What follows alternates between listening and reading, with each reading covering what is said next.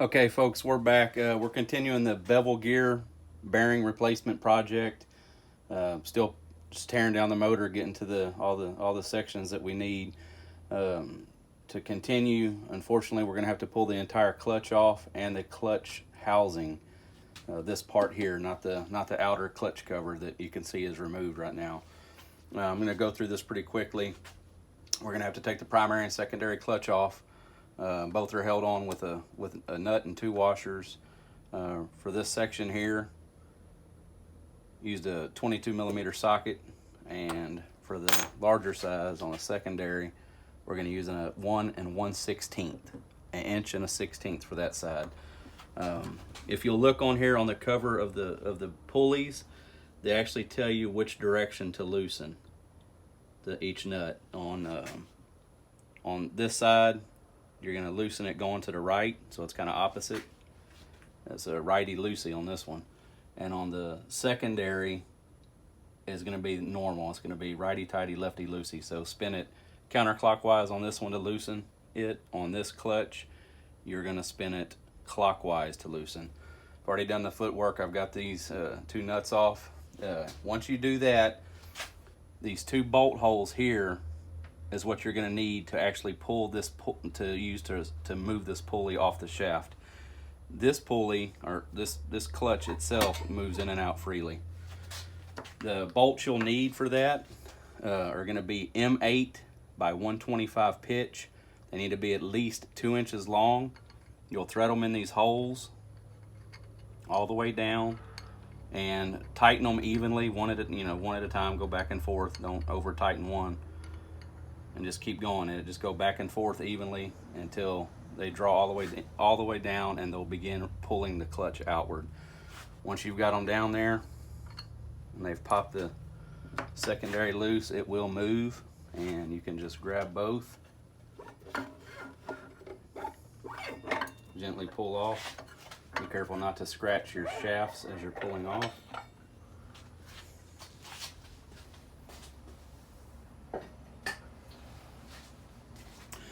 So like I said, we're continuing the project. I had to pull the clutches and belt off. And after that, there's approximately 23 screws that hold the clutch housing in place to the engine block.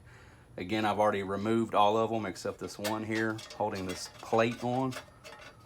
I guess it's like a dust cover. So I've got that out the way.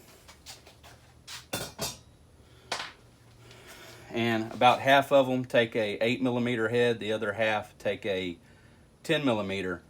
So looking at this thing, they're spread out all throughout this clutch housing, all around in here, and also underneath there's going to be 5 more that are on the outside.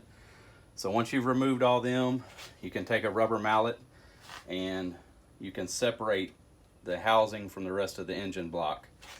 So what I've done, let me get some of this stuff out the way.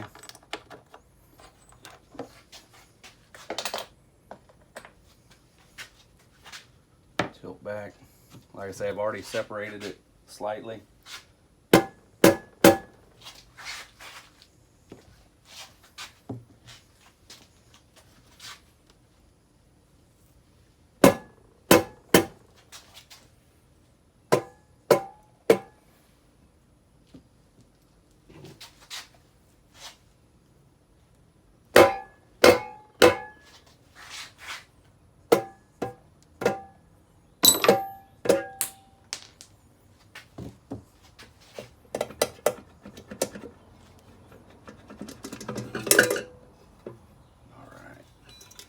Gently, try to be more gentle than I am,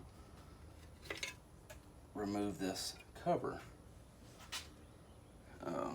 And fortunately, the oil's already drained, so that helps a lot. I'm gonna move this thing out the way.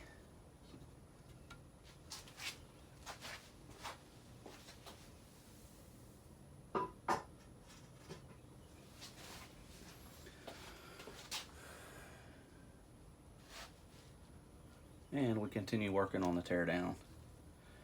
Just to give you a look, this right here is your actual wet clutch. that has to engage with engine RPM in order to engage the actual belt clutch. So if you can see, possibly your other timing chain is back here. We have to actually get to that to continue doing the timing chains on the other side. More videos to come.